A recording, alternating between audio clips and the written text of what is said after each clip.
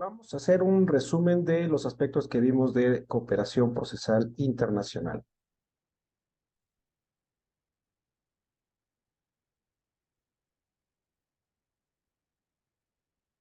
Lo primero que vimos fue que México establece una regla general en su Código Federal de Procedimientos Civiles, norma que es aplicable no solamente a las autoridades judiciales federales, sino también a las autoridades judiciales locales. Se van a regir por estas normas de cooperación procesal internacional, a reserva de que son normas que serán sustituidas paulatinamente en los próximos años por el Código Nacional de Procedimientos Civiles y Familiares. Sin embargo, ahorita podemos estudiarlo todavía con falsa en estas normas. Entonces, la regla general es que México va a prestar una cooperación procesal internacional siempre que se cumplan las disposiciones del Código Federal de Procedimientos Civiles, salvo que exista algún tratado específico en la materia. Cuando existe un tratado específico en la materia, las partes podrán optar por aplicar las reglas generales del Código Federal de Procedimientos Civiles o bien las reglas específicas del tratado. Es decir, el tratado amplía el panorama más no necesariamente sustituye o deroga el código, ¿no? A reserva de que pudiera haber alguna materia muy específica que sí excluyera la norma, pero tendríamos que ver el caso concreto. Ahora bien, comenzamos analizando qué elementos son los básicos para que podamos hablar de cooperación procesal. Para que haya una cooperación procesal internacional, necesitamos, uno, que existan dos estados, y esto lo analizamos a propósito de ciertas áreas grises o ciertos espacios, ciertos territorios con gobiernos que no han sido del todo reconocidos como estado. Y mencionábamos un caso muy emblemático que podría ser el de Taiwán. Taiwán, formalmente hablando, no constituye un estado, es un territorio que se maneja en forma autónoma, tiene unas relaciones internacionales muy específicas, pero México no lo reconoce como estado, como la mayoría de los países, y tampoco tenemos relaciones diplomáticas. Entonces, en este tipo de espacios nos preguntaríamos, bueno, ¿podríamos o no cooperar? Y esto nos hace ver que para que haya cooperación, pues tiene que haber la existencia de dos estados.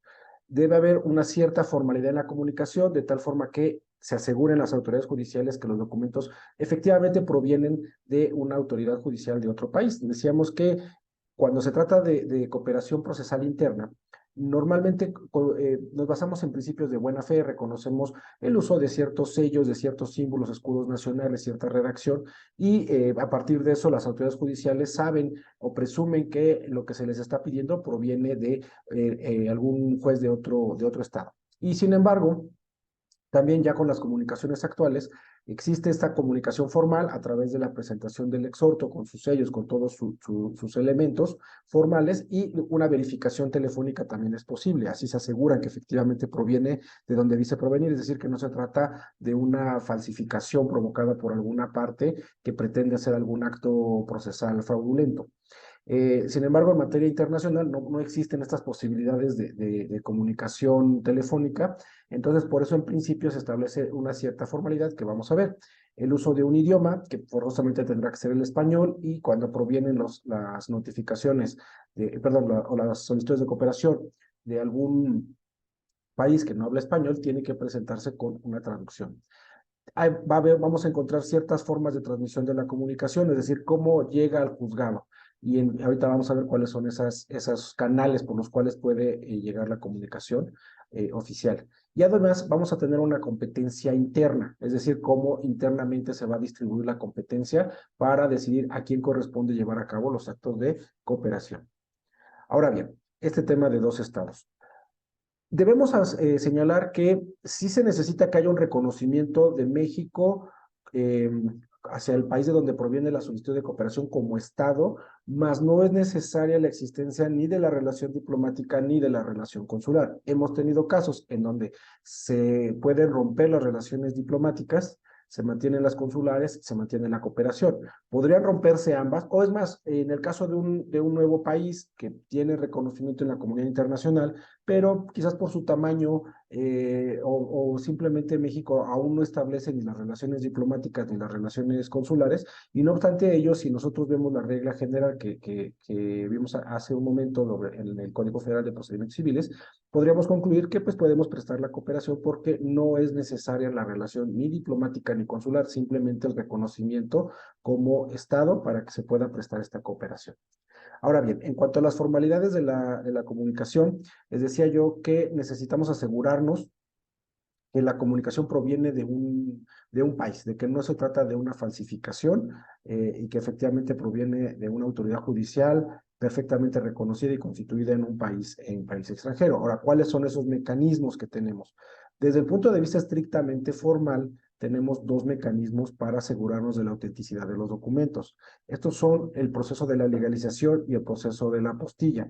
Ya en clase nosotros habíamos visto que originalmente se utiliza la legalización derivada de la costumbre internacional, en donde en un país se expide un documento público, se acude ante sus autoridades diplomáticas y sus autoridades diplomáticas certifican que ese sello, esa firma proviene efectivamente de una autoridad del país y se acude a la representación diplomática del país donde vamos a utilizar ese documento para que a su vez certifique el sello de la Cancillería de este país emisor del documento. Es decir, se hacen dos sellos y solamente tiene efectos con esta cadena, es decir, por el país que certifica a la Cancillería del país emisor es el único país en donde va a surtir efectos. Si yo quiero utilizar ese documento en más de un país, tendría que tener una verificación por cada uno de los países donde lo voy a utilizar. Por eso es que se creó un mecanismo más simplificado, que es el de la apostilla, en donde cada país que firma el tratado señala una autoridad central y esa autoridad central será encargada de certificar a todas las autoridades locales y por lo tanto ese sello va a valer en todos los países en donde se haya celebrado este tratado de la apostilla. Ahora bien, el artículo 564 del Código Federal de Procedimientos Civiles nos dice que para que hagan fe en la República los documentos públicos extranjeros deben presentarse legalizados por las autoridades consulares mexicanas, es decir, con este proceso de legalización. No menciona la apostilla por la época de redacción del Código Federal, que es anterior al tratado de la apostilla. Sin embargo, pues podemos interpretar por la secuencia de normas que ya sea se pueden presentar legalizados o apostillados, pero también nos establece una otra regla, que es que cuando son transmitidos internacionalmente por conductos oficiales, no requieren legalización. ¿Por qué? ¿Cuál es el motivo que dijimos que hacía necesaria la autenticación del documento? Bueno, para estar seguros que proviene de una autoridad. Cuando se hace a través de conductos oficiales, es decir, a través de la Cancillería, el juez exhortante se lo entrega a su Cancillería se lo entrega al Servicio Exterior Mexicano y el Servicio Exterior Mexicano se lo entrega al juez mexicano. Ahí hay una cadena de transmisión y esa cadena de transmisión nos da la confianza de que efectivamente proviene de una autoridad judicial. Cuando no se da esta cadena a través de autoridades, es decir, mano a mano de autoridad a autoridad, entonces el juez no tiene la certidumbre de que no haya sido falsificado. Por eso se requieren los otros mecanismos de autenticación de documentos. Ahora bien, artículo 552 del Código Federal nos dice, los exhortos provenientes del extranjero que sean transmitidos por conductos oficiales no requerirán legalización, reitera el mismo principio. Y los que se remitan en el extranjero solo necesitarán de la legalización exigida por las leyes del país en donde se deban de diligenciar. Como ya les comenté en clase, nosotros tenemos que observar, uno, si vamos a recibir nosotros una carta rogatoria, un exhorto internacional, vamos a aplicar estas reglas. Pero cuando nos veamos en la necesidad de remitir nosotros un exhorto, una carta rogatoria al extranjero, entonces vamos a tener que hacer una valoración y una investigación de cuáles son las normas que se exigen en el país en donde se va a recibir esta comunicación. Y eso es lo que nos está diciendo este artículo. Ahora bien, el idioma. En clase discutimos, bueno, qué se refiere con un idioma, porque en el mundo existen muchas lenguas, muchos dialectos, que hay un movimiento para reconocer toda esta diversidad cultural, sobre todo al interior de los países que tienen poblaciones indígenas, y reconocer perfectamente sus usos, sus costumbres, así como sus lenguas. Pero entonces, ¿cuál es un idioma? ¿Qué es un idioma para estos efectos? Lo que yo les decía es que, en mi opinión, el Estado moderno se constituye con varios elementos, como es el territorio, como es la población, el gobierno, la soberanía, que es la capacidad de darse leyes, pero existe un principio implícito que para poder tener leyes y para poder tener este gobierno que aplica las leyes, es necesario un aparato burocrático. Y a su vez, para que exista un aparato burocrático, tiene que existir un idioma oficial. Entonces, si nosotros observamos la evolución del Estado moderno, sobre todo en países Sobre todo en los países de más reciente unificación, países importantes, podemos observar este principio de unificación lingüística.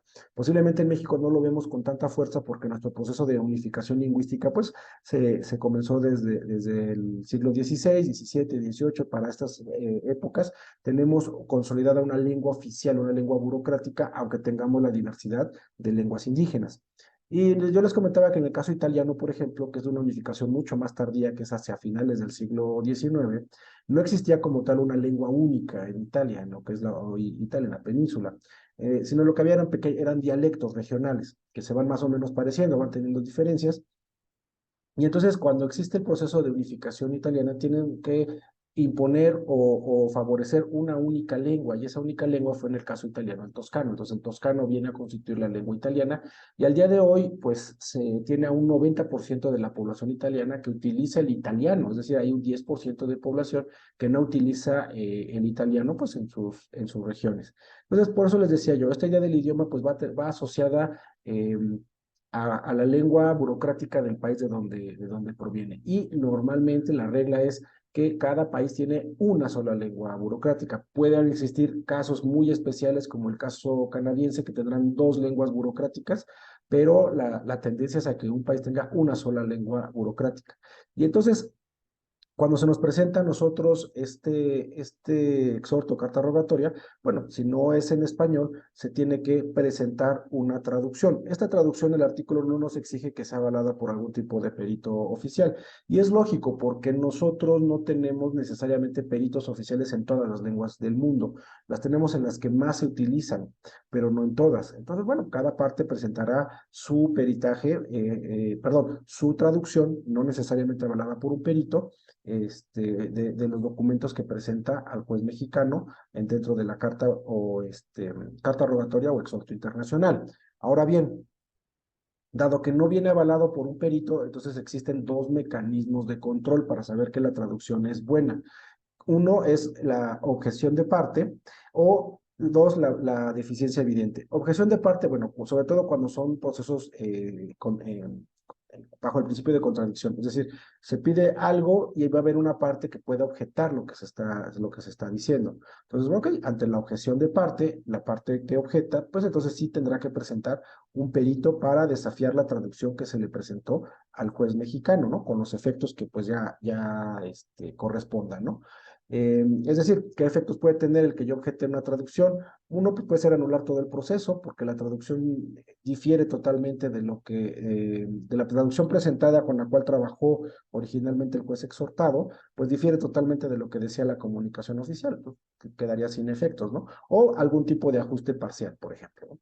Pero eso ya derivará de la objeción de parte. Deficiencias evidentes. Bueno, el juez mexicano no tiene ni siquiera las facultades, aunque tenga dominio de una lengua extranjera, de utilizar esos conocimientos de lengua extranjera para analizar las actuaciones que se le presentan.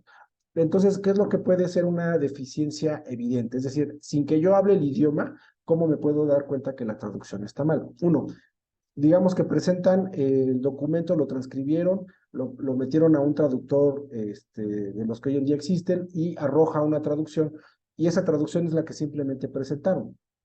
Pero si esa traducción no tiene sentido, es decir, yo leo el texto y no da un sentido claro, lógico, nada más es una mezcolanza de palabras y con signos de interrogación, con signos de admiración, comas que no dan un sentido, ok, puedo yo considerar que hay una deficiencia evidente. Este texto, aunque está redactado con palabras en español, carece de sentido. Esa sería una forma de deficiencia evidente. Y otra que a mí se me ocurre es que el juez advierta que no corresponde el volumen de palabras originales y las traducidas. Muchas palabras extranjeras con una traducción demasiado escueta, demasiado evidente que hay una diferencia en el número de palabras, podría considerarlo como deficiencia evidente. O al revés, un texto muy escueto nacional, perdón, del documento que se le está remitiendo en el idioma extranjero y una traducción bastante abundante, ¿no? Entonces, ante esa objeción evidente, pues entonces el juez sí podría pedir que sea analizado por algún tipo de perito oficial. Ahora bien, ya veíamos que debe haber formas de la transmisión y nos adelantábamos en la parte de la identificación del documento, porque nos decía, mira, cuando viajan a través de las autoridades consulares o diplomáticas, tanto del país de origen como el país exhortado, que en este caso lo analizamos como si fuéramos nosotros, pues entonces ya no es necesario autenticar el documento. Entonces ya veíamos que ahí hay una de las formas de transmisión. En realidad existen tres formas de transmisión de la comunicación, que es a través de las partes interesadas, es decir, el abogado de la causa lleva directamente la comunicación, a través de la vía judicial, es decir, cuando juez a juez se comuniquen, o a través de los funcionarios consulares o agentes diplomáticos. Entonces son tres mecanismos. Cuando es por vías oficiales, es decir, la vía judicial y los medios consulares, ya habíamos visto que no se requeriría que se presentara ni apostillado o legalizado, mientras que cuando se pasa por las manos del abogado litigante, entonces ya no hay esta cadena de custodia del documento y como hay no existe esta confianza, entonces es cuando tiene que presentarlos legalizados o apostillados. Ahora bien, internamente, una vez que llegue el documento a México, ¿ante quién lo presentamos? Las notificaciones, citaciones y emplazamientos a las dependencias de la Federación y las entidades federativas provenientes del extranjero serán por conducto de las autoridades federales que resulten competentes por razón del domicilio. ¿Sí? Entonces, es por razón del domicilio de donde se va a llevar a cabo la actuación judicial, donde se debe presentar. Si va a presentar una notificación, pues en el lugar en donde se debe llevar a cabo, de acuerdo a la distribución interna de competencias, es decir, la Lex Fori tribunales locales, tribunales por una distribución por materia, escoger el estado, escoger si hay partido o distrito judicial y además por materia, ¿no? Si hay materias especializadas, civil, mercantil, familiar, pues también en función de esa especialización tendría yo que presentarlo. Eh,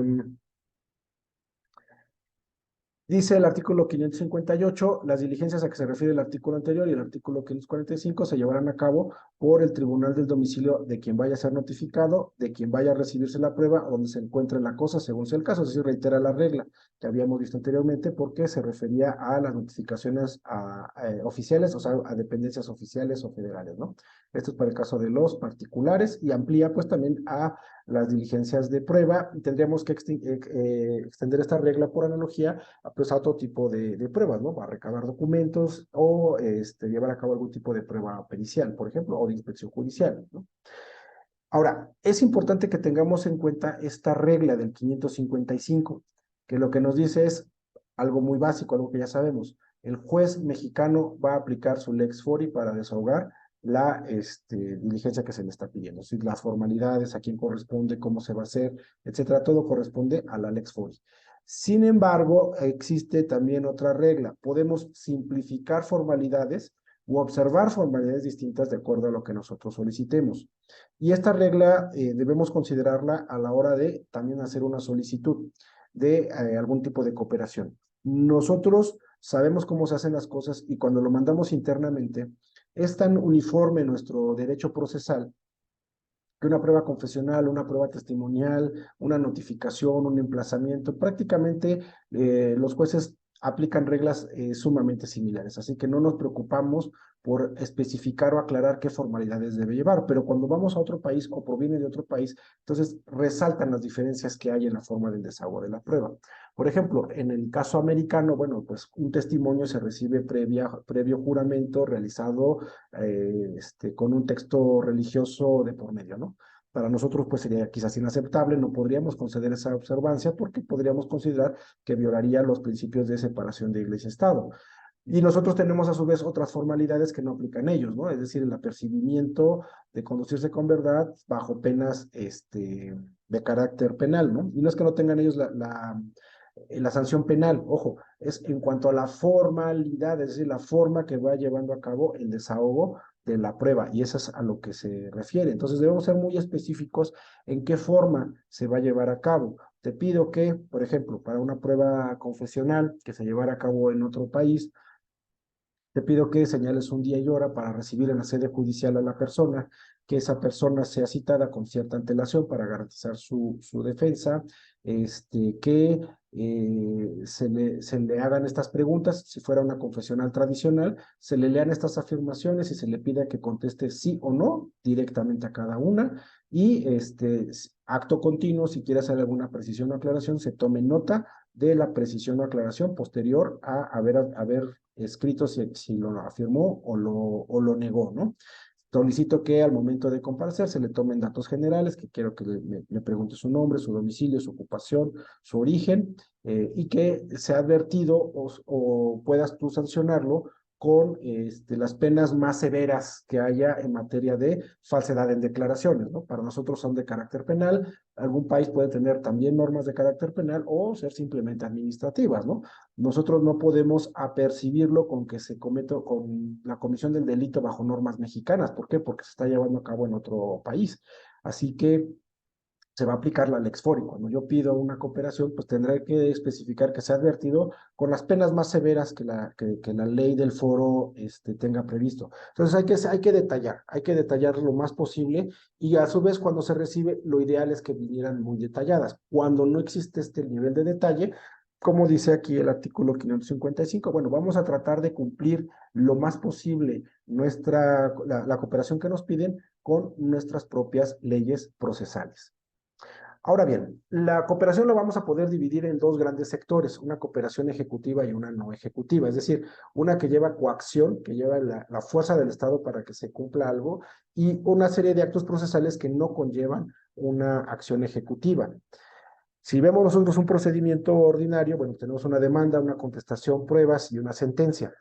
Esta primera etapa de la demanda hasta la etapa de pruebas, hasta la finalización de esa etapa, esa es lo que llamaríamos la sección no ejecutiva. Posteriormente a la sentencia vendría una etapa ejecutiva, ¿no?